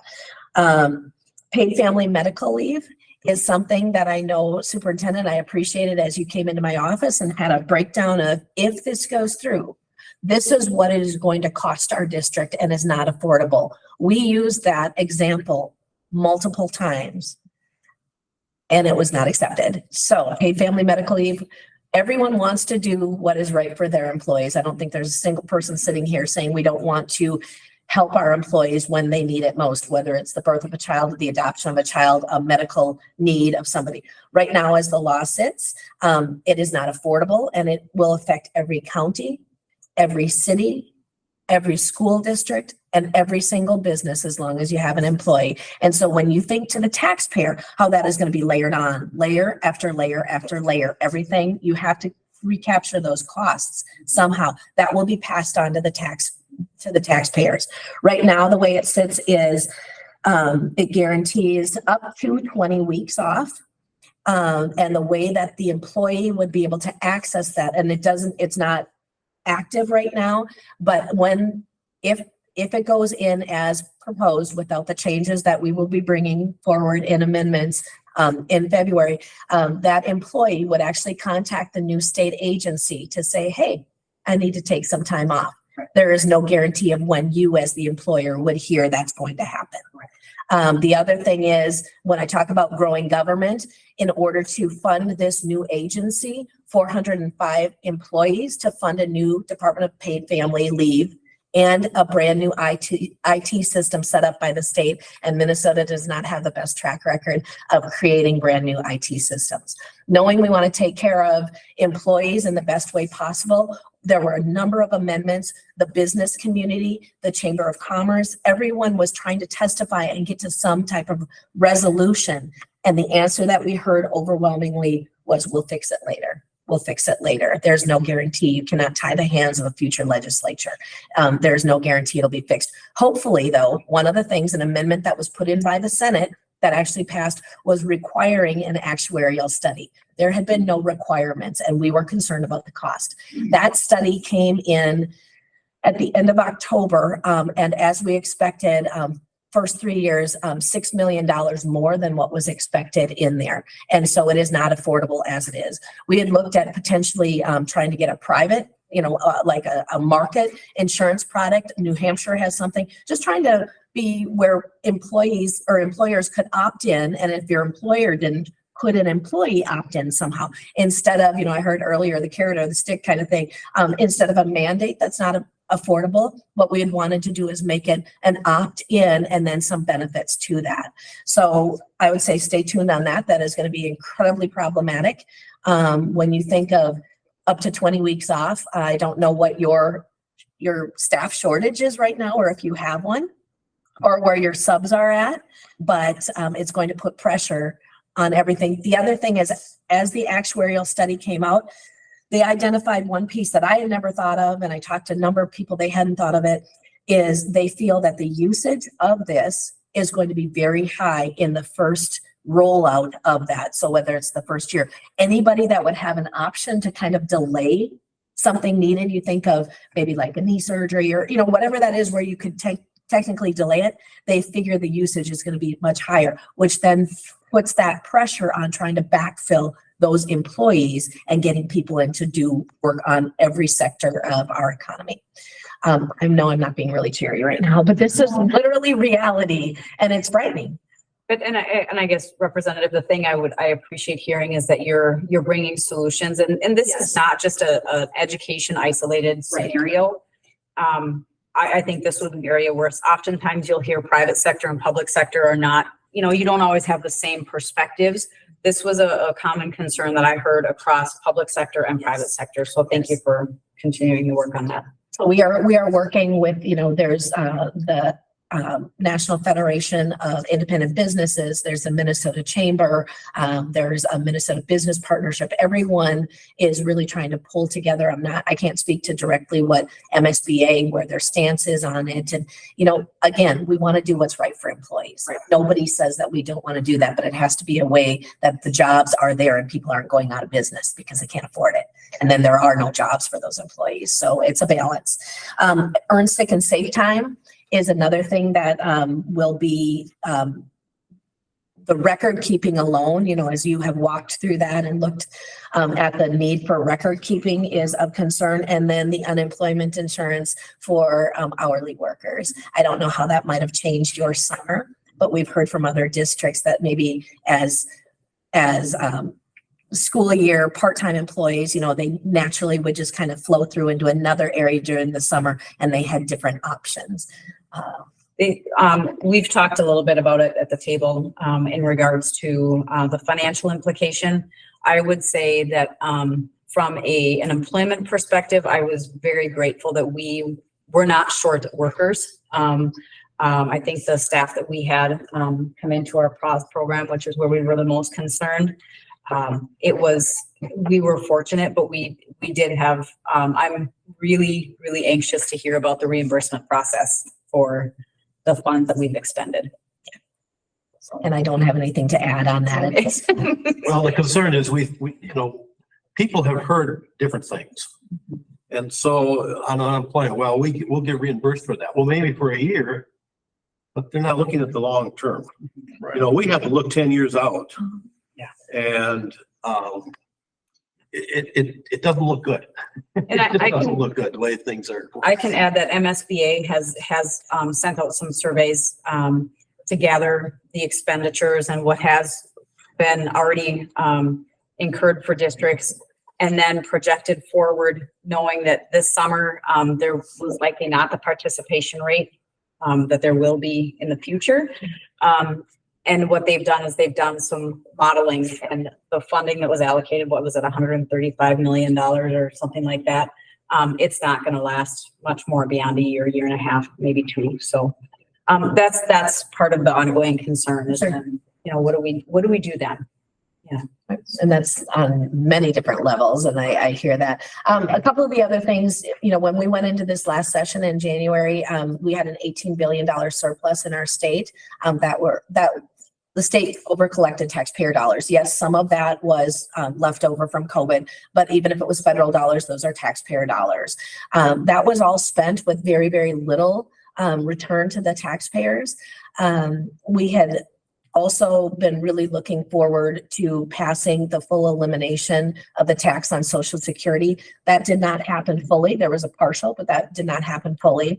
The state budget, as we talk about the increase in FTEs and growing new departments, cannabis becoming legalized. There's a whole new department of cannabis that has been racked with challenges getting a director in there and somebody that can actually oversee that.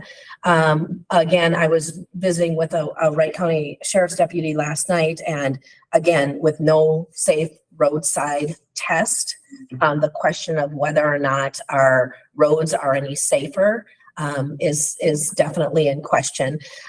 There are penalties that are less if there's a sale to a minor, and we want to make sure that we're not doing anything that would look like we're incentivizing minor use of recreational cannabis, because it's illegal and we don't want that. But there's a lot of things. Again, we were told there will be a fix when we go back in February. So that is looking possible, but we'll work hard at that. So when you kind of look over everything where I've talked about, there are over 4,000 new government employees. So I've just mentioned just under 100 here, then I mentioned 400, but that is the estimate that's given. We haven't gotten a full accounting on that, but the estimate right now is that Minnesota grew government by up to 4,000 new FTEs or full-time equivalent positions.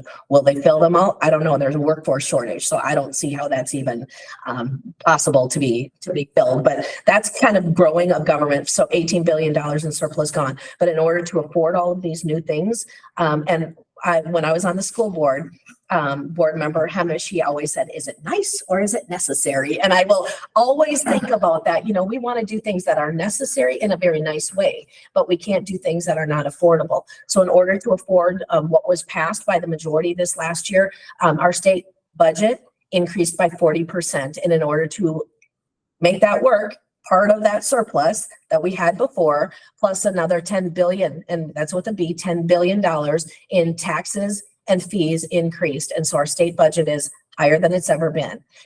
There was just a projection put out a couple of weeks ago that there is an anticipation of another $2.4 billion in surplus. That is taxpayer dollars that is being kept by the state. And that is something we need to change. In my mind, the first thing on the table is tax relief, permanent ongoing tax relief. So when we talk about kind of those middle-class families, so they can actually afford their lives and not be wasting and pouring out. So I just want to make that's my story. About we're a part of C, Schools for Equity Equitable in Education. Yep. And I just did a virtual tour of the new Owatonna High School. Okay. Which is fantastic. And it's paid for partly by taxpayers, but also by big industry in Owatonna, who said, we want a good high school here for our employees. And we're sitting out here in Paynesville, we don't have that. And I think that's one of the things that it's just frustrating because it doesn't seem like it ever gets addressed. That there is such an inequitable distance between different districts, because some district can afford this and we can't, you know, is the state ever going to address that, or?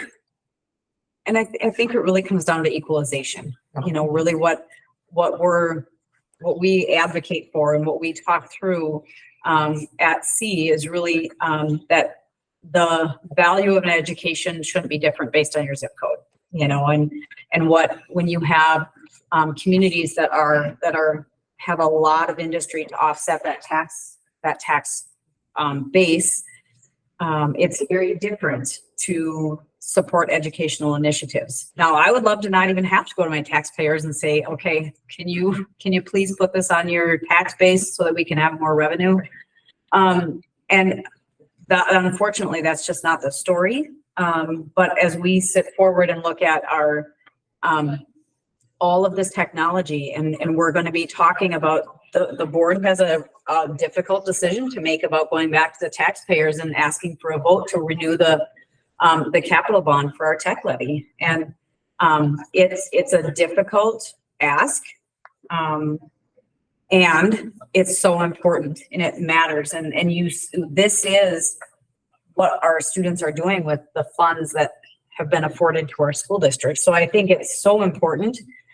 And it's important for us to come back and say, then legislatively, how can we work to equalize those dollars and have some equity in our educational funding? Now, I recognize there's some large school districts that would probably say, I don't want that to be the case because it really works well in their benefit. You know, we're affluent communities with lots of tax base to offset, you know, what's necessary to fund the school districts. And so I recognize it's a delicate dance, but it's certainly a conversation that we have. And Absolutely. You know, it's important. Yep, and being a part of C is very beneficial because they are the ones that are advocating for the equity within the districts. And so that's a great organization. I think of your district right to the west off of Highway 55. That is even more concerning because of, you know, there are businesses here. And so your tax base is a little bit different. It gets even more concerning. Yeah. And so I absolutely hear that. That is something that, you know, I always think the 56362 should not be any different than the Minneapolis. And so when you said that, that was what was playing in my mind. And I've said that all along. Yes, the state needs to change what is being done because when we put money on the base, it just does that spread because of the way that it's figured. It does not help and equalize things. It creates more inequity there. And so I fully hear you. So what are we doing to make a difference? We're going to go back in on some of these things I've talked about in February. We go back February 12th. We will have amendments and try to bring some common sense to some of the things that we really need to have happen. And then looking forward, we're looking into 25 and bringing balance back into the legislature. I just have a couple of comments. Yeah. I try to break it down to kind of the simple things. We're trying to run our school. We were told all this money that was going to come when some people got elected, right? It comes through. And like you said, we had a fairly large chunk come through. But then let's talk about the must. All these things come and they're not done yet. Right. And so our superintendent is just struggling, trying to figure out how do we make all this work? Because what we used to have to keep the school operating, we have negotiations that we're working on, all the things. Break it down to the simple things. Well, all of a sudden with those musts that we had, we just reduced that amount. So what we're dealing with a small amount, and when they're not done, it puts a superintendent like ours in a position that she's at a loss. So where does this go? All of a sudden something comes through from the state that's going to cost an extra whatever. And so what's interpretation? The superintendent wasn't paying attention? No. It's because they didn't get the work done down there. Absolutely. But from our taxpayer standpoint, they're saying to the school, well, why didn't you plan for this? Why didn't you do that? She cannot plan for this kind of thing. And I have to tell you one that's real disgusting to me. I was at the conference last year and we were talking about graduation standards. From what they said, the graduation standards in the state of Minnesota haven't changed since sometime in the nineties. I would be totally embarrassed about myself, of the Department of Education, when we just got done with a bunch of kids learning what they learn, and we're still dealing with graduation standards from the nineties. I venture to guess I could go up to anybody and ask them if their life is anywhere the same as it was in the nineties. It is not. They should be totally embarrassed of themselves. And then the last huge grape. So, world's best workforce thing. And some of this stuff, we spend a lot of money putting together. Now, our superintendent has put together a team to try and make productive out of what has appeared to me to be a waste of time forever. I give my eye teeth to know if the reports that we sent in 5, 6, 7 years ago are even available down there. My guess is they're ash can. And we're wasting our time. So now we're dealing with our budget, trying to take care of our staff and everybody else. And we're wasting time with somebody that can't even keep up with nowadays in the Department of Education. But it comes out of the budget that she has to deal with to pay wages, take care of students. Because when it comes right down to it, we need to teach and we need to take care of students. And we need to have them educated for the world. All the rest of it doesn't make any difference. We have all this stuff up here. It puts our superintendent totally helpless by the state of Minnesota and trying to figure it out. And you addressed most all of that, but just breaking it down to simple format. Our job, my job on the school board, is to try and make sure we are doing the best we can for our students. And I see our superintendent just struggling because with all this garbage that came through, she cannot hardly. Thank you, and I. That's how you really feel. I'm not really struggling that. It is not fair, and Prove the notes, Todd. Those were a lot of the issues that we brought up in committees and on the House floor, and it was completely ignored. And so I hear you and I agree.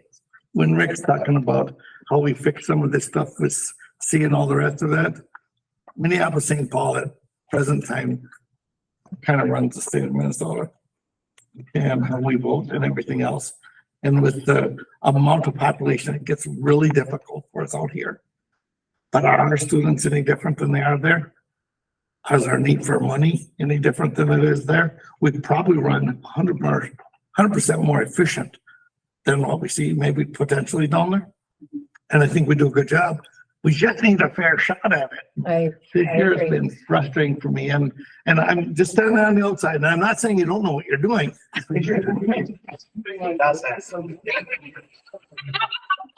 So I think I hear you, and I'll use one other example. So the free meals for students, you know, that obviously led on every headline. What a great thing. That's incredibly good. We don't want any kids to go hungry. We do not. I agree with that.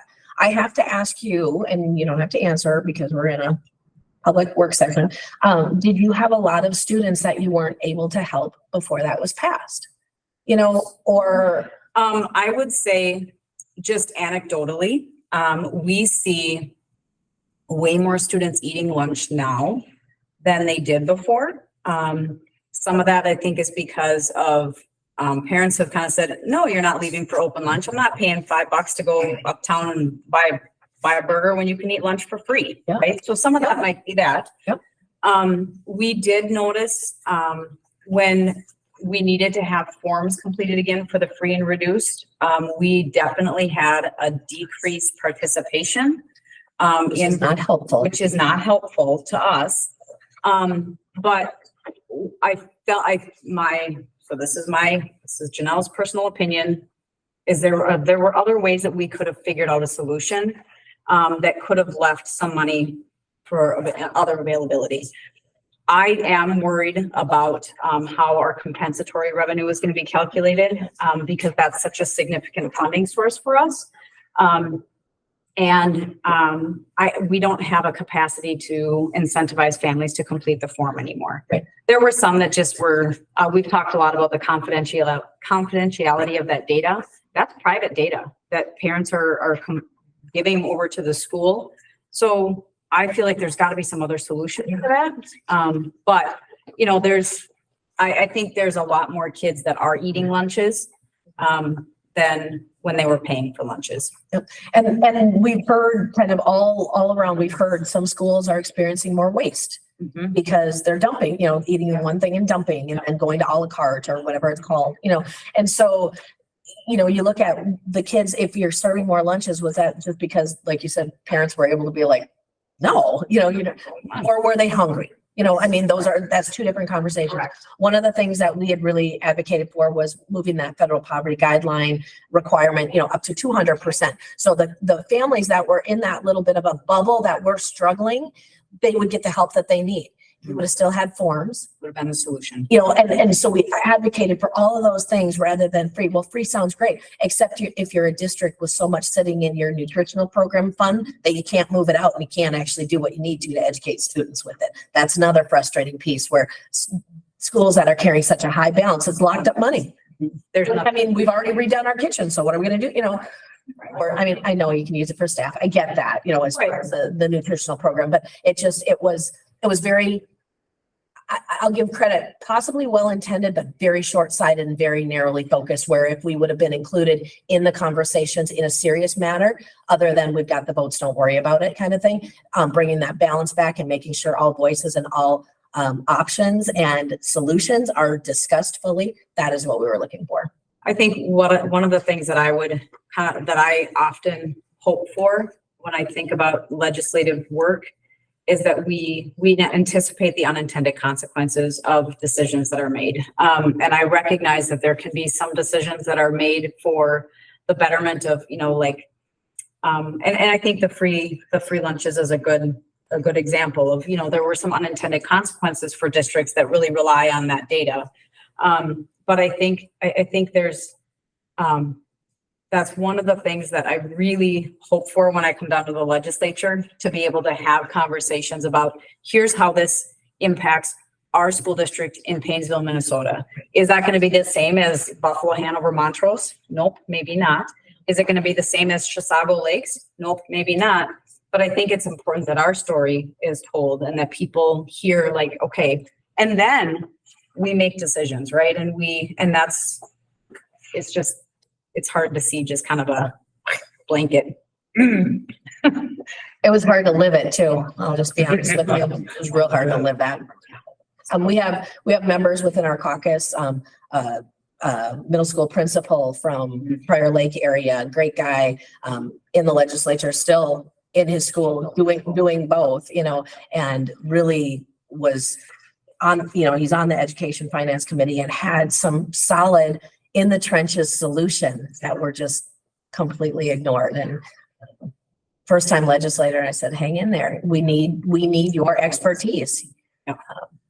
And it was, I don't mean to get long winded, but it was also really important I thought, for his voice to be heard at MASA, at our school board association, or at this Minnesota School Administrator Association. Try not to use my acronyms.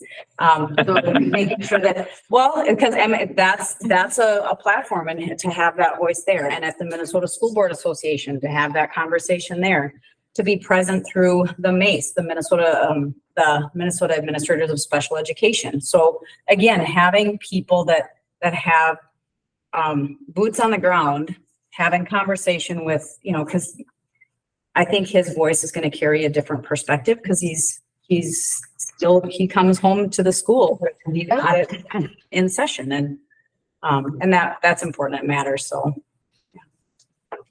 Well, I don't have anything else. Happy to take, I mean, if there's further things, I've got a couple things I need to get back to you on that I want to look at, but thank you for the opportunity. And we have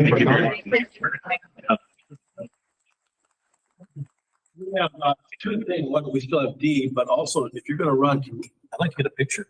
Oh yeah. If nobody objects for the Yeah, press. would that be okay? I think the press would Yeah. put a picture in with Yep. you and the school board. Just announce that you were here and we And do then, that I first can so that send she that can to go you. and then we can. Well, and we've got just the round table Yeah, is is there next. so much for round if Well, there's does anybody have, are we gonna have any questions for roundtable? No, but I do just that one shout out. And it's for the FFA chapter here. Yeah. That did a fabulous job, volunteered students to help out the veterans dinner we had on Saturday. And there were 7 to 10 FFA kids that showed up. And there's people that are talking about it still as far as veterans say those kids are really great. So That's I awesome. say thank you. Thank you. Well, if there's not no questions, then we're done, but we want to get a picture. Yep, so, I'll mark adjournment at, I can't read that. 3:24. 3:24. All right, thank you.